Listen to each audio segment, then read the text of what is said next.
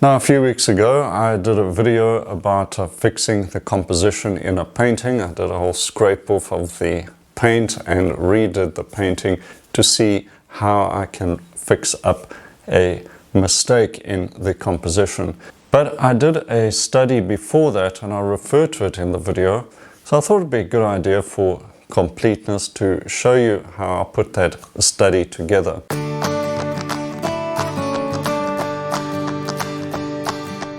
A color study is such an important part of my process, and something I often go back to are the color studies to see what I did there and how to take that forward into larger paintings. Very often the color study is my favorite part of the whole process as well. But perhaps that's because there's a bit less pressure and just more freedom.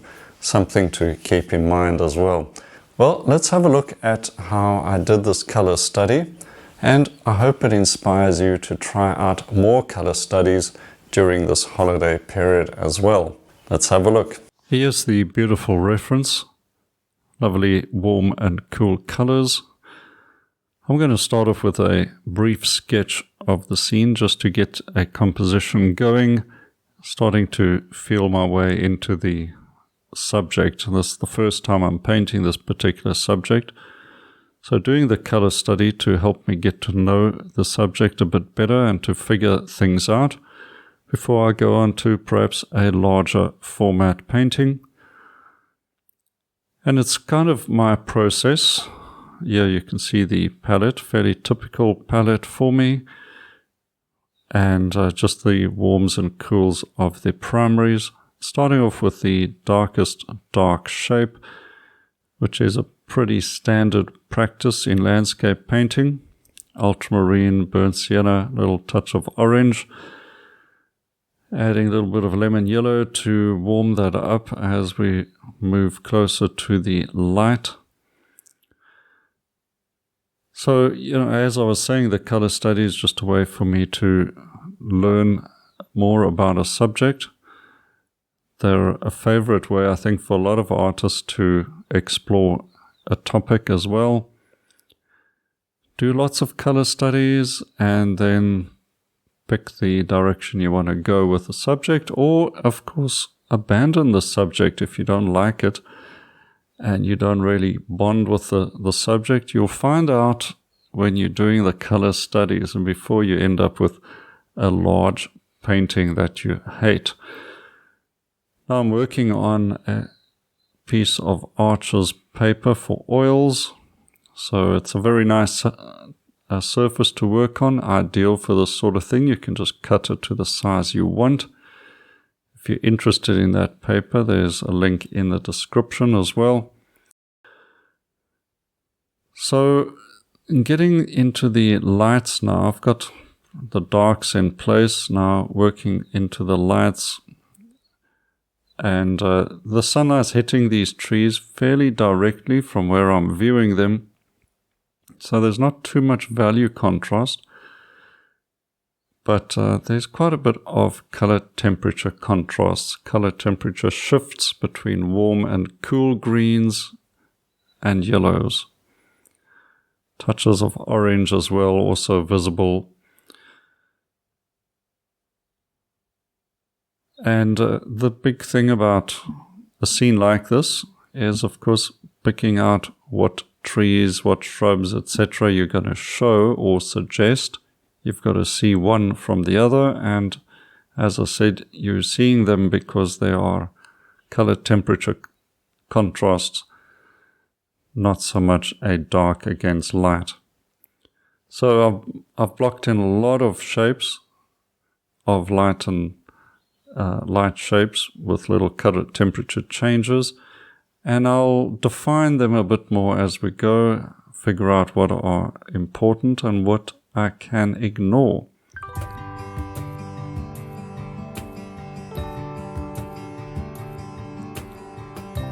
Then the foreground, we've got this lovely sort of bluish violet area, all these shadows. They're not very dark shadows, but they are cool, and we've got to make sure we show them with cool color.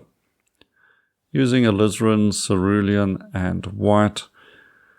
Once again, not much value contrast within those shadows, but a lot of little color temperature changes. A shadow like this, open to a lot of sky up ahead, is going to get a lot of filtered light into it, and it's not going to be a very dark shadow. So just cools of violet and blue, and that's going to show up really nicely, I'm hoping, against the light yellows and the lights, light orange, light yellows. So complementary color contrast is very important in Impressionist painting, and you must look for those opportunities wherever you can. It's not just light and dark, but also complementary color.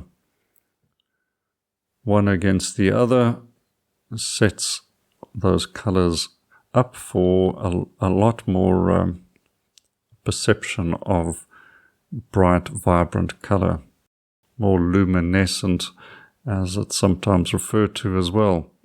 So the lights of the buildings, mostly yellow and titanium white, and then the shadows, pretty much the same mixture as in the road, just a bit lighter. Now, these buildings are actually quite complicated with lots of little details. They are basically a Victorian designed building that have been adapted over the years, forming a sort of vernacular architectural style in the smaller towns of South Africa. You'll find a lot of these examples, and I think you'll find quite a few similar styles in places like Australia, where Victorian houses developed their own unique adaptations for the climate. But very pretty, with lots of little finessing and details, and you have to sort of look past those and just get the main shape established. Yeah, I'm just putting in a car that I see parked in the distance. Not particularly important, but I like the little just suggesting the reds of the brake lights of the vehicle. Red against green, that's my thinking. Adding a little extra layers to the foliage, but I've still got to also work out where I'm going to put a beam of light just like that across the road. Yellow against violet, that's sort of the money stroke, as it were. Then alongside the hedge on the left, working kind of a greyish orange to suggest the shadow there.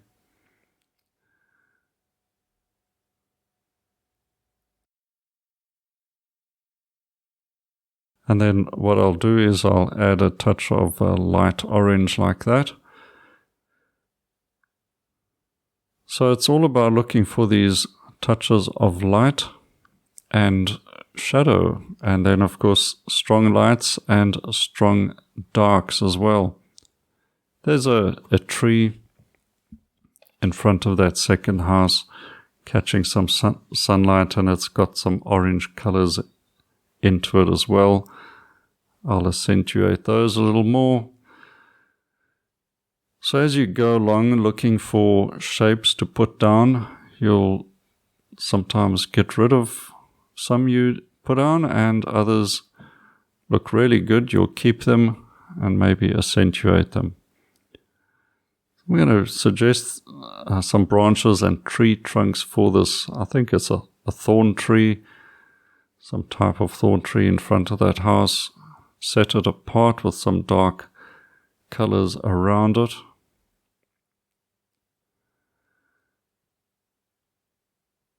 So it's a process of looking for shapes, deciding if you're going to put that shape down, looking for shadows, looking for lights and darks, interesting shapes if you can find them.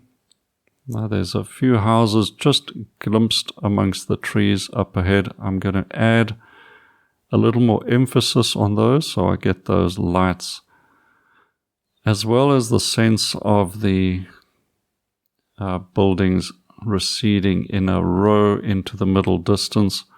Adds a touch of perspective and direction as well. So little decisions as you do your color studies, you've got to consider these things. It's not simply about trying to copy the photo or the reference you're working from.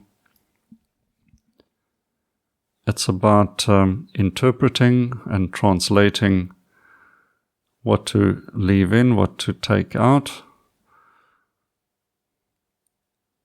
Yeah, I want a little more saturation with this orangey color. It's in shadow, of course. It's still got to look like it's in shadow.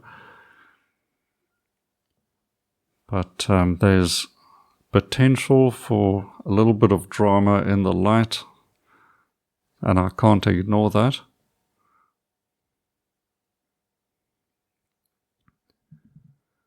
The whole scene really is about that beam of light coming across the foreground, and then that adds the drama that gets you into the painting.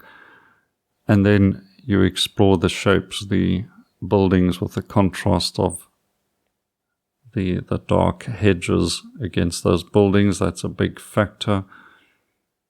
And then your eye will move around into the trees and come back to the foreground. Now adding a little bit of direction lines very subtly with some alizarin, creating some violet. Here's a bit of a divergence from the reference. I'm showing a bit more of the building in between those hedges. Whether that's going to pay off or look slightly out of place, I'll find out. Accentuating the burnt sienna in those trees and then joining up some of these shapes, giving it a bit of structure by bringing in tree trunks and branches.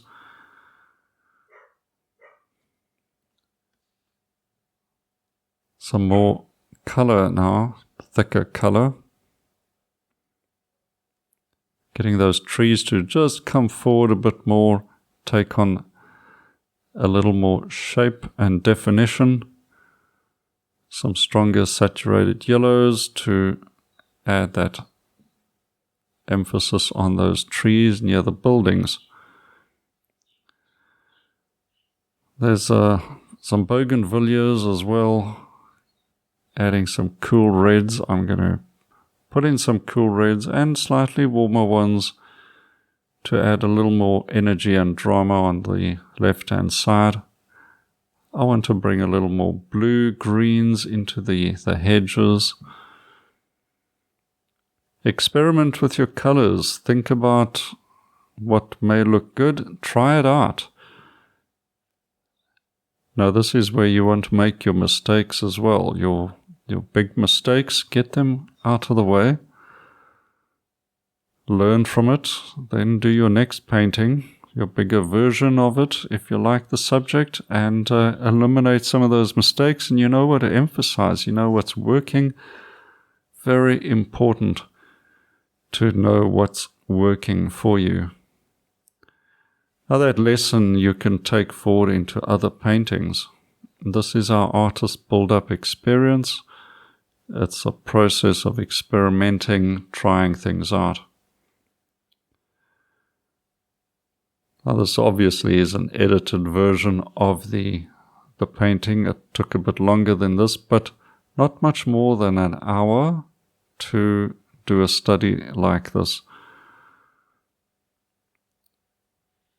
Now these blue colors I'm adding to the hedge, perhaps a little too much of that.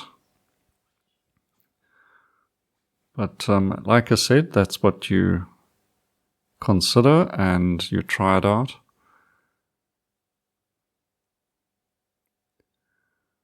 Now in the video where I've done the slightly larger version, I think the darks are left pretty much as they were. So you figure that out.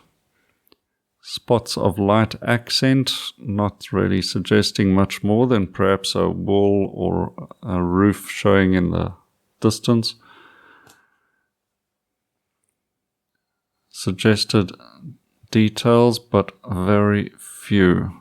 Just a shadow under the roof, soften it up with, soften the edges up just a little. Don't leave anything too hard-edged. Just the contrast between the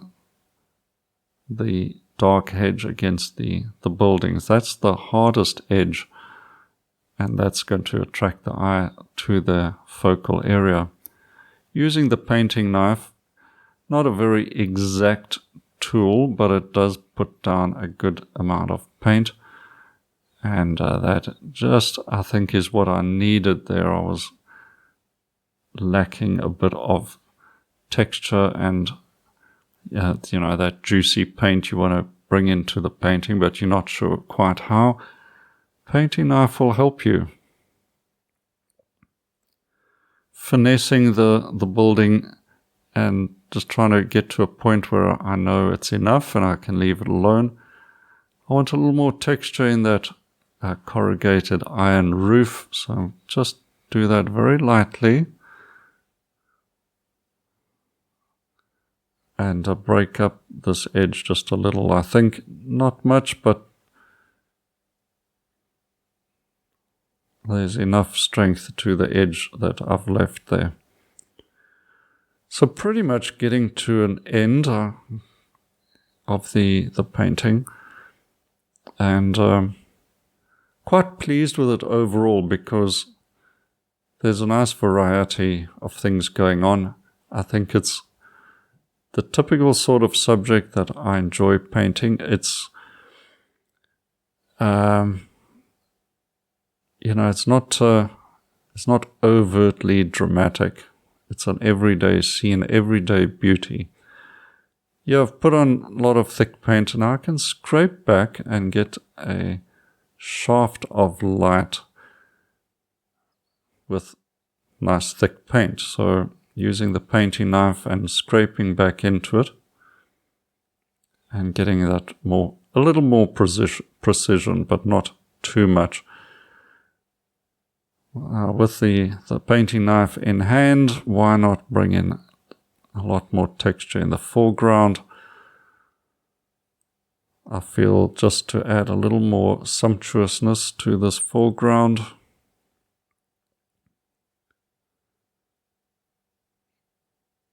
Now let's bring in the figures. Very simple, just a couple of rectangles with some legs and a touch of light on the face to catch the light there, and that's enough there. A few little accents and dots and dashes, and we're pretty much done. Let's sign this off. Get the tape off, have a look at it, let the painting dry, assess it a few days later and see how you like it.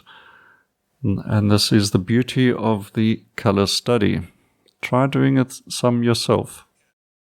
Okay, a fun little painting, one I really enjoyed doing, and I hope you take this idea forward, create lots of color studies. They are smaller, sort of resolved paintings with the idea of exploring the subject with a bit more freedom and creativity and testing out your colors as well. Now, if you want to get into painting a bit more seriously in the new year, please have a look at my painting school. There are many courses there in different mediums for you to try out, from beginner to advanced. You'll find a free course for you up here to get you introduced to the school. You can explore the school a bit further and see what it is that really catches your eye and something you want to try out for the new year.